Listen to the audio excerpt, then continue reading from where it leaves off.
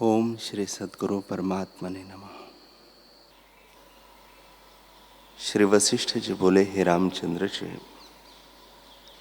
आत्मपद संतों के संगति द्वारा बहुत सुगमता से प्राप्त होता है।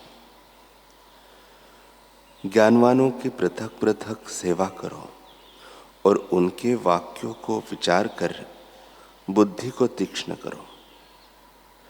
जब बुद्धि तीक्ष्ण होगी तब अहंता रूपी विष की बेली का नाश करेगी।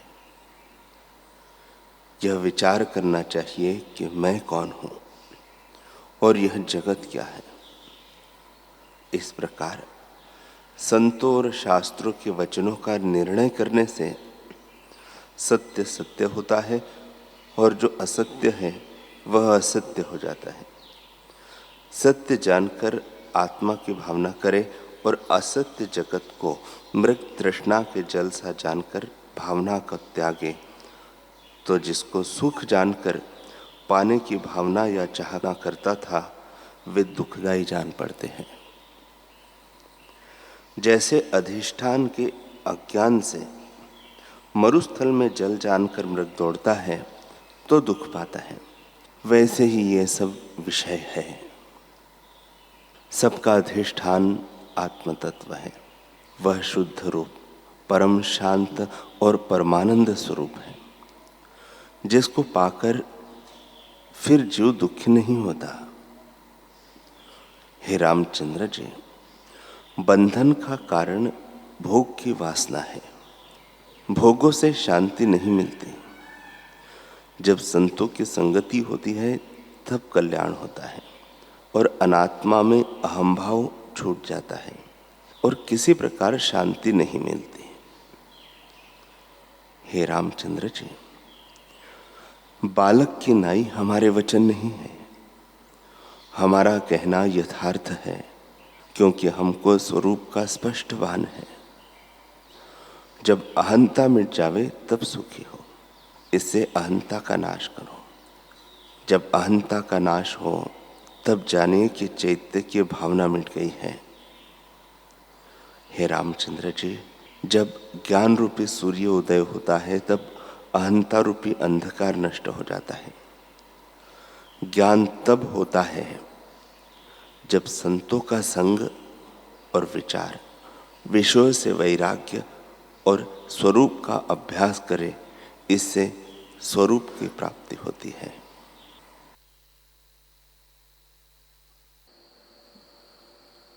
श्री योग वासिष्ठ महारामायण उत्पत्ति प्रकरण सर्ग 3। श्री वशिष्ठ जी बोले, हे रामचंद्र जी, जितना जगत तुमको दृष्टि आता है सो सब आकाश रूप है। पृथ्वी आदि भूतों से नहीं हुआ, केवल भ्रम से आदि भौतिक भासते हैं। जैसे स्वप्न नगर आकाश रूप होता है, किसी कारण से नहीं उपजा और न किसी पृथ्वी आदि तत्वों से उपजता है, केवल आकाश रूप है और निद्रा दोष से आधि भौतिक होकर भासता है।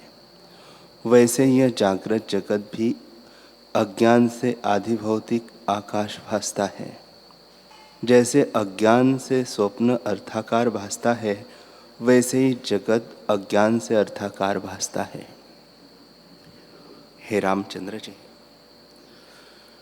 यह संपूर्ण जगत संकल्प मात्र है और कुछ बना नहीं। जैसे मनोराज के पर्वत आकाश रूप होते हैं, वैसे ही जगत भी आकाश रूप है। वास्तव में कुछ बना नहीं, सब पुरुष के संकल्प है और मन से उपजे हैं। जैसे बीज से देश काल के संयोग से अंकुर निकलता है, वैसे ही सब दृश्य मन से उपजता है।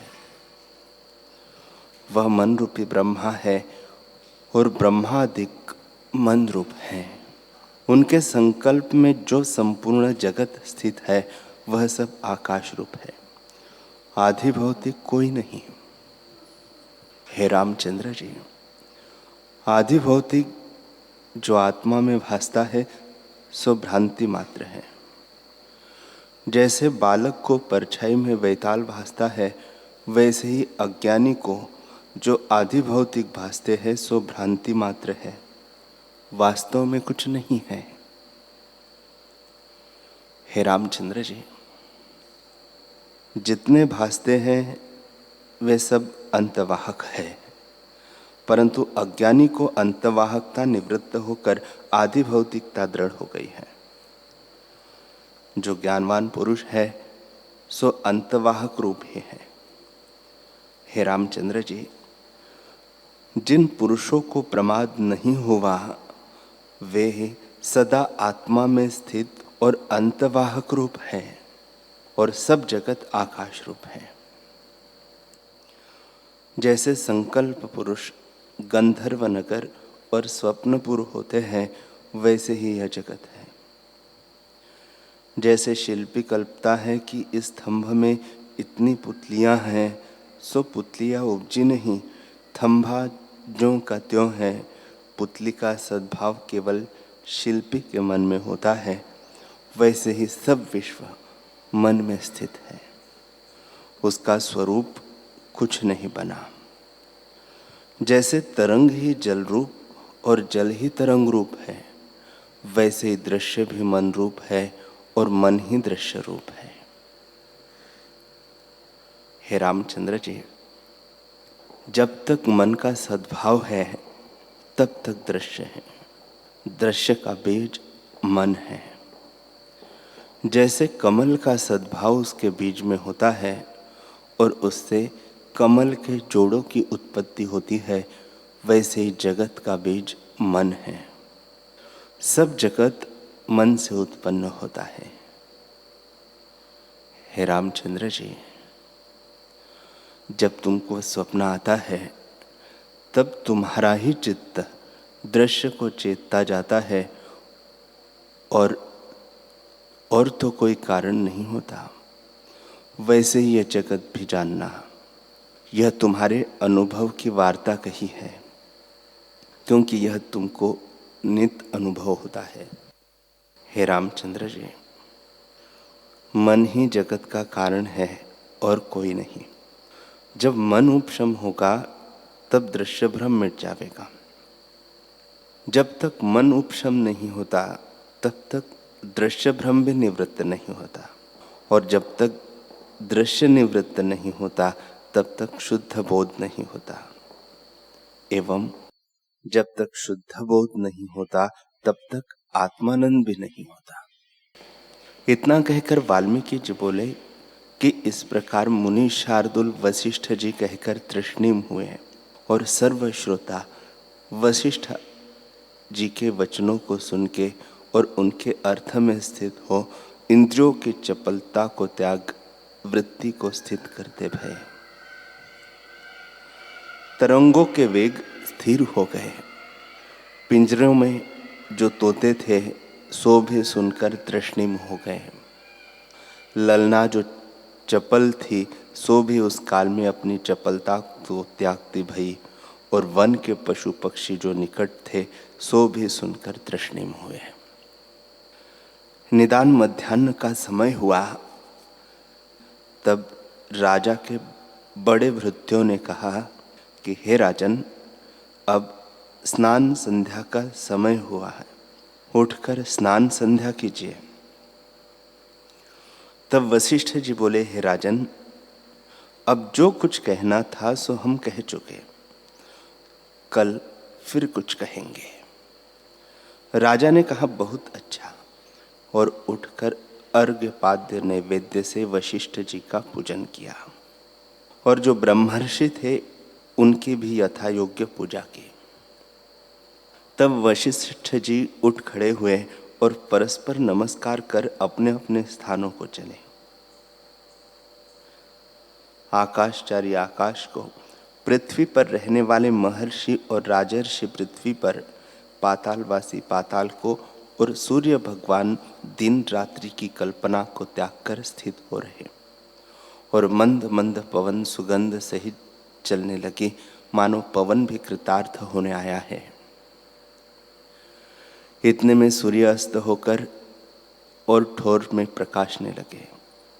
क्योंकि संत जन सब ठोर में प्रकाशते हैं।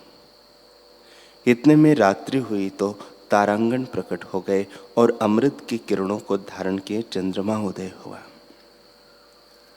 उस समय अंधकार का भाव हो गया और राजा का द्वार भी चंद्रमा की किरणों से शीतल हो गया। मानो वशिष्ठ जी के वचनों को सुनकर इनकी तप्तता मिट गई। निदान सब श्रोताओं ने विचार पूर्वक रात्रि को व्यतीत किया। जब सूर्य की किरण निकली तो अंधकार नष्ट हो गया। जैसे संतों के वचनों से अज्ञानी के हृदय का तम नष्ट होता है और सब जगत की क्रिया प्रकट हो आई, तब खेचर, भूचर और पाताल के वासी सब श्रोता स्नान संध्या कर अपने अपने स्थानों में आए और परस्पर नमस्कार कर पूर्व के प्रसंग को उठाकर राम जी सहित बोले, हे भगवान, ऐसे मन का रूप क्या है जिससे कि संसार रूपी दुखों की मंजीरी बढ़ती है। श्री वशिष्ठ जी बोले, हे रामचंद्र जी, इस मन का रूप कुछ देखने में नहीं आता। यह मन नाम मात्र है, वास्तव में इसका रूप कुछ नहीं है और आकाश की नाई शून्य है। हे रामचंद्र जी, मन आत्मा में कुछ नहीं उपजा। जैसे सूर्य में तेज, वायु में स्पंद, जल में तरंग, स्वर्ण में भूषण, मरीचिका में जल है और आकाश में दूसरा चंद्रमा है, वैसे ही मन भी आत्मा में कुछ वास्तव नहीं है।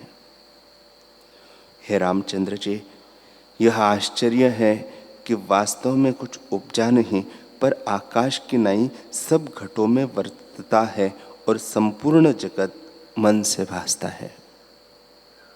असत रूपी जगत जिससे भासता है उसी का नाम मन है। हे रामचंद्र जी, आत्मा शुद्ध और अद्वैत है। द्वैत रूप जगत जिससे भासता है उसका नाम मन है और संकल्प विकल्प जो फुरता है वह मन का रूप है। जहाँ जहाँ संकल्प फुरता है वहाँ वहाँ मन है। जैसे जहाँ जहाँ तरंग फुरते हैं वहाँ वहाँ जल है, वैसे ही जहाँ जहाँ संकल्प फुरता है वहाँ वहाँ मन है। मन के और भी नाम हैं, स्मृति, अविद्या, मलिनता और तम। ये सब इसी के नाम ज्ञानवान पुरुष जानते हैं। हे रामचंद्र जी, जितना जगत जाल भासता है सो सब मन से उत्पन्न हुआ है और सब दृश्य मन रूप है, क्योंकि मन का रचा हुआ है, वास्तव में कुछ नहीं है। हे रामचंद्र जी, मन रूपी देह का नाम अंतवाहक शरीर है। वह संकल्प रूप सब बीजों का आदि वपु है। उस संकल्प में जो दृढ़ आभास हुआ है उससे आदि भौतिक भासने लगा है और आदि स्वरूप का प्रमाद हुआ है। हे रामचंद्र जी, यह जगत सब संकल्प रूप है और स्वरूप के प्रमाद से पिंडाकार भासता है। जैसे स्वप्न देह का आकार आकाश रूप है, उसमें पृथ्वी आदि तत्वों का अभाव होता है, परंतु अज्ञान से आदि भौतिकता भासती है, सो मन ही का संसरना है। वैसे यह जगत है, मन के फुरने से भासता है। हे रामचंद्र जी, जहाँ मन है वह दृश्य है और जहाँ दृश्य है वहाँ मन है। जब मन नष्ट हो तब दृश्य भी नष्ट हो। शुद्ध बोध मात्र में जो दृश्य भासता है सोई मन है। जब तक दृश्य भासता है तब तक मुक्त न होगा। जब दृश्य भ्रम नष्ट होगा तब शुद्ध बोध प्राप्त होगा। हे राम जी, दृष्टा, दर्शन, दृश्य यह त्रिपुटी मन से भासती है। जैसे स्वप्न में त्रिपुटी भासती है और जब जाग उठा तब त्रिपुटी का अभाव हो जाता है और आप ही भासता है, वैसे ही आत्मसत्ता में जागे हुए को अपना आप अद्वैत ही भासता है। जब तक शुद्ध बोध नहीं प्राप्त हुआ तब तक दृश्य ब्रह्म निवृत्त नहीं होता। वह बाह्य देखता है तो भी सृष्टि ही दृष्टि आती है, अंतर देखेगा तो भी सृष्टि ही दृष्टि आती है और उसको सत्य जानकर राग द्वेष कल्पना उठती है। जब मन आत्मपद को प्राप्त होता है तब दृश्य भ्रम निवृत्त हो जाता है। जैसे जब वायु की स्पंदता मिटती है तब वृक्ष के पत्रों का हिलना भी मिट जाता है। इससे मन रूपी दृश्य ही बंधन का कारण है। हे रामचंद्र जी, फिर रामचंद्र जी बोले, हे भगवान, यह दृश्य रूपी विसूची का रोग है, उसकी निवृत्ति कैसे हो सो कृपा करके कहो। श्री वशिष्ठ जी बोले, हे रामचंद्र जी, संसार रूपी वेताल जिसको लगा है उसकी निवृत्ति इस प्रकार होती है कि प्रथम तो विचार करके जगत का स्वरूप जानो, उसके अनंतर जब आत्मपद में विश्रांति होगी तब तुम सर्व आत्मा होंगे। हे रामचंद्र जी, दृश्य भ्रम जो तुमको भासता है उसको मैं उत्तर ग्रंथ से निवृत्त करूंगा, इसमें संदेह नहीं है। सुनिए, यह दृश्य मन से उपजा है और इसका सद्भाव मन में ही हुआ है। जैसे कमल का उपजना कमल के बीज में है, वैसे ही संसार का उपजना स्मृति से होता है। वह स्मृति अनुभव आकाश में होती है। हे रामचंद्र जी, स्मृति पदार्थ क्यों होती है? जिसका अनुभव पहले होता है। जितना कुछ जगत तुमको भासता है सो संकल्प रूप है, कोई पदार्थ सतरूप नहीं। जो वस्तु असतरूप है उसकी स्थिरता नहीं होती और जो वस्तु सतरूप है उसका अभाव कदाचित नहीं होता। जितना कुछ प्रपंच भासता है सो असतरूप है, मन के चिंतन से उत्पन्न हुआ है। जब फुरने से रहित हो तब जगत भ्रम निवृत्त होता है। हे रामचंद्र जी, पृथ्वी पर्वत आदि जगत असतरूप न होते तो मुक्त भी कोई न होता। मुक्त तो दृश्य भ्रम से होता है। जो दृश्य भ्रम नष्ट न होता तो मुक्त भी कोई न होता। पर ब्रह्मर्षि, राजर्षि, देवता इत्यादि बहुतेरे मुक्त हुए हैं। इस कारण कहता हूं कि दृश्य असत रूप मन के संकल्प में स्थित है। हे रामचंद्र जी, एक मन को स्थिर कर देखो, फिर अहम तुम आदि जगत तुमको कुछ न भासित होगा। चित्त रूपी आदर्श में संकल्प रूपी दृश्य मलिनता है। जब मलिनता दूर होगी तब आत्मा का साक्षात्कार होगा। हे रामचंद्र जी, यह दृश्य भ्रम मिथ्या उदय हुआ है। जैसे गंधर्व नगर और स्वप्नपुर, वैसे यह जगत भी है। जैसे शुद्ध आदर्श में पर्वत का प्रतिबिंब होता है, वैसे ही चित्तरूपी आदर्श में यह दृश्य प्रतिबिंबित है। मुकुर में जो पर्वत का प्रतिबिंब होता है सो आकाश रूप है, उसमें कुछ पर्वत का सद्भाव नहीं। वैसे ही आत्मा में जगत का सद्भाव नहीं। जैसे बालक को भ्रम से परछाई में पिशाच बुद्धि होती है, वैसे ही अज्ञानी को जगत भासता है। वास्तव में जगत कुछ नहीं है।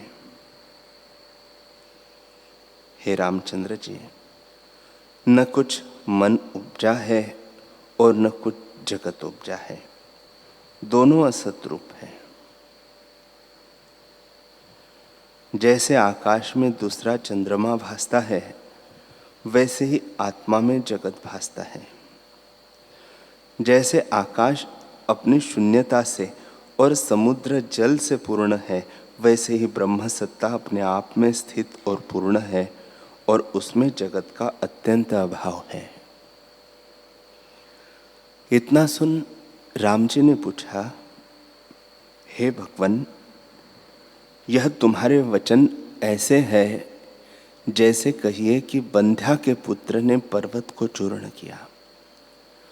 शशे के श्रृंग अति सुंदर है, रेत में तेल निकलता है और पत्थर की शिला नृत्य करती व मूर्ति का मेघ गर्जन और पत्थर की पुतलियां गान करती हैं। तुम कहते हो कि दृश्य कुछ उपजा नहीं और है ही नहीं, और मुझको ये जरा मृत्यु आदि विकारों सहित प्रत्यक्ष भासते हैं। इससे मेरे मन में तुम्हारे वचनों का सद्भाव नहीं स्थित होता। कदाचित तुम्हारे निश्चय में इसी प्रकार है, तो अपना निश्चय मुझको बतलाइए। वशिष्ठ जी बोले, हे रामचंद्र जी, हमारे वचन यथार्थ है, हमने असत कदाचित नहीं कहा। तुम विचार के देखो, यह जगत आडंबर बिना कारण ही हुआ है। जब महाप्रलय होता है तब शुद्ध चैतन्य संवित रह जाता है और उसमें कार्य कारण कोई कल्पना नहीं रहती। उसमें फिर यह जगत कारण बिना फुरता है। जैसे सुषुप्ति में स्वप्न सृष्टि फुराती है और जैसे स्वप्न सृष्टि अकारण है, वैसे यह सृष्टि भी अकारण ही है। हे रामचंद्र जी, जिसका समवायक कारण और निमित्त कारण न हो और प्रत्यक्ष भासे, उसे जानिए कि भ्रांति मात्र रूप है। जैसे तुमको नित्य स्वप्न का अनुभव होता है और उसमें नाना प्रकार के पदार्थ कार्य कारण सहित भासते हैं पर कारण बिना है, वैसे ही यह जगत भी कारण बिना है। इससे आदि कारण बिना ही जगत उपजा है। जैसे गंधर्व नगर, संकल्पपुर और आकाश में दूसरा चंद्रमा भासता है, वैसे यह जगत भासता है। कोई पदार्थ सत नहीं है। जैसे स्वप्न में राजमहल और नाना प्रकार के पदार्थ भासते हैं, सो किसी कारण से तो नहीं उपजे। केवल आकाश रूप मन के संसरने से सब भासते हैं, वैसे यह जगत चित्त के संसरने से भासता है। जैसे स्वप्न में और स्वप्न भासता है और फिर उसमें और स्वप्न भासता है, वैसे यह जगत भासता है। और वैसे ही जगत जाल मन की कल्पना से भासता है। हे रामचंद्र जी, चलना, दौड़ना, देना, लेना, बोलना, सुनना, रुंधना इत्यादि विषय और राग द्वेष आदि विकार सब मन के फुरने से होते हैं। आत्मा में कोई विकार नहीं। जब मन उपशम होता है तब सब कल्पनाएं निवृत्त हो जाती हैं। इससे संसार का कारण मन ही है।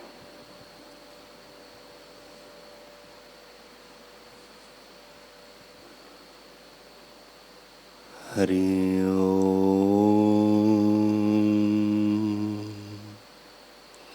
हरि ओम।